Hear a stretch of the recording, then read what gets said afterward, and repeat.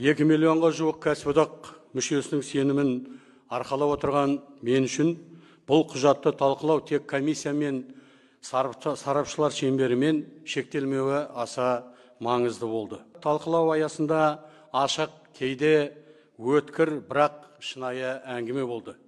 Адамдар жалақыны, еңбек қауіпсіздігін, жұмысынан айырылып қалу қорқынышын, балаларының болашағы туралы бүкпелемей жан-жақты пікірлермен бөлісті.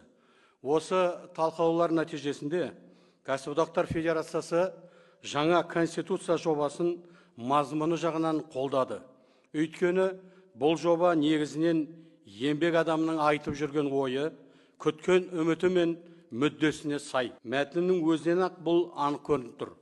Бірінші бапта Қазақстан әлеуметтік мемлекет ретінде бекітіліп, ең жоғарғы құндылық ретінде адам, оның өмірі, құқықтары мен бостандықтары аталады.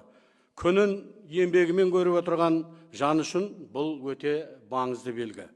Мемлекет есеппен көрсеткіш емес, таңнан кешке дейін еңбек етіп, елдің берекесін ұстап тұрған адамға сүйеніп құрылатынын айқын жеткізетін ұғым. Еңбек енді адамның жеке тәуекелі емес, лайықты өмірдің тірегі ретінде таңылады.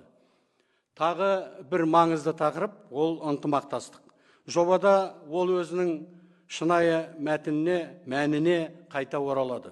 Бар ауыртпалықты жұмысшының мойнына іле салу емес, бір жақты талап қоюда емес. Бұл мүдделердің әділ тепе-теңдігі, мемлекет, бизнес және еңбек арасындағы ынтымақтастығы.